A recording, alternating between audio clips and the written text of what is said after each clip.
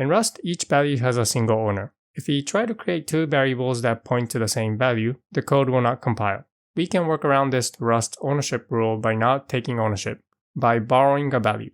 We borrow a value by creating a reference, and then now the code compiles. So in this video, I'll explain about the borrowing rules in Rust. Borrowing simply means that we temporarily use a value without taking ownership. We are simply borrowing the value. To borrow a value, we simply create a reference. This reference can either be a mutable reference or an immutable reference. When we create reference to a value, it doesn't move ownership. So this is how we will go around the ownership rules in Rust. First, let me show you an example of immutable borrow. Let's start with a string s. To create an immutable borrow, we simply need to create an immutable reference. So let's say that s1 is equal to create an immutable reference, we start with the ampersand sign and then followed by the variable s. Since immutable references are read-only access to the original data, we can create any number of immutable references. So for example, we can create another immutable reference, s2, referencing the original data, s. We can also reassign a variable that stores a reference to another variable. For example, let s3 is equal to s2. s2 is an immutable reference. s3 will be a variable that stores the value of s2, which is a reference to the string s.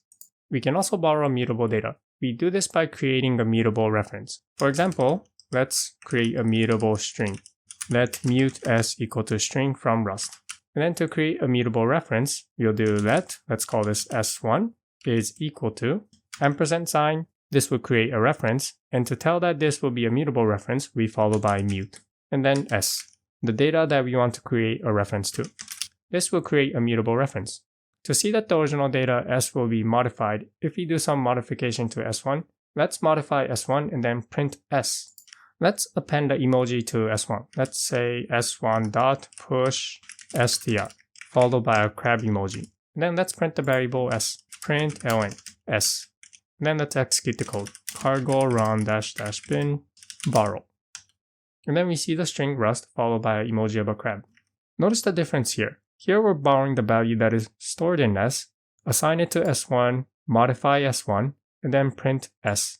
If we didn't use the borrow, so let's remove this reference, and then we'll also comment this out, the code still will not compile. Here what it means is that transfer the owner of the value stored in s to s1, and then print s. Here there will be two owners to the value string, so the code will not compile.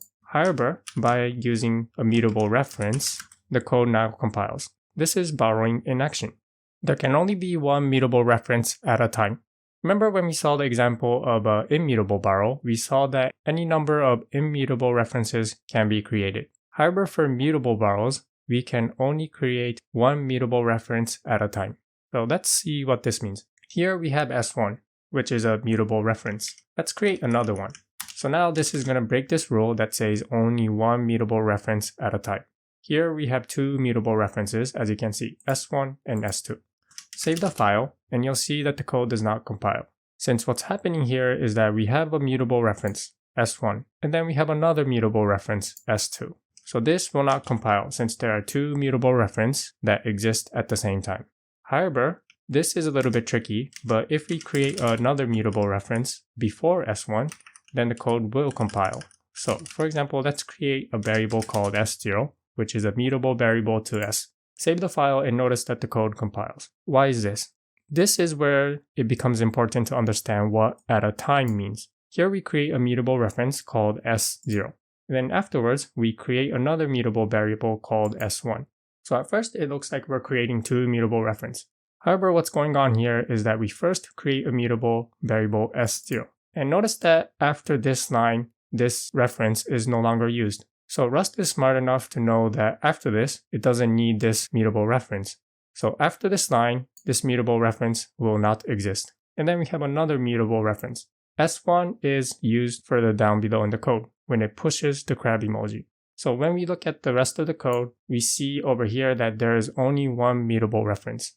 S0 is not used. Hence, it's a little bit tricky, but you can only create one mutable reference at a time. This code compiles because after this line, S0 ceased to exist. Hence, there's only one mutable reference. However, if you were to do this, then the code does not compile because now there are two mutable reference. S1 over here, which is used further down in the code, and then another mutable reference over here, S2. Another rule worth mentioning is that you cannot create both immutable and a mutable reference at the same time. For example, let's say that we have a mutable string. And then let's create some immutable reference. That S1 is equal to reference S. Then let's create another one too. So currently we have two immutable references. And then what happens if we create a mutable reference? That S3 will be a mutable reference equals ampersand mut S. And to make sure that both S1, S2, and S3 exist, let's try to print all of them. Print ln. Notice that the code does not compile since we have both an immutable reference and a mutable reference existing at the same time. To fix this code, let's remove this mutable reference. And the code compiles. The last important rule to remember is that reference must not outlive the value. Again, we'll use a string as an example. Let's create a reference that S1 equals ampersand inside S. And then print this out. Print ln. We're making sure that S1 lives long enough for this example. Okay, so now we have a reference. What does it mean for the reference must not outlive the value? Well, remember in the previous video when we talked about ownership, we know a way to drop this value S. One way to do it is to create a new scope and then assign this variable S to a new variable inside this scope. So let's say that S1 equals S. The ownership of S will transfer over to S1, and then outside of this curly braces, S1 no longer exists, so S1 will be dropped. Here S1 will be dropped. S1 is dropped. Since the owner transferred over from S to S1, S is also dropped after this curly braces. So now over here we have a reference to S that no longer exists. This is what I mean by reference must not outlive the value. And you can see that the code does not compile.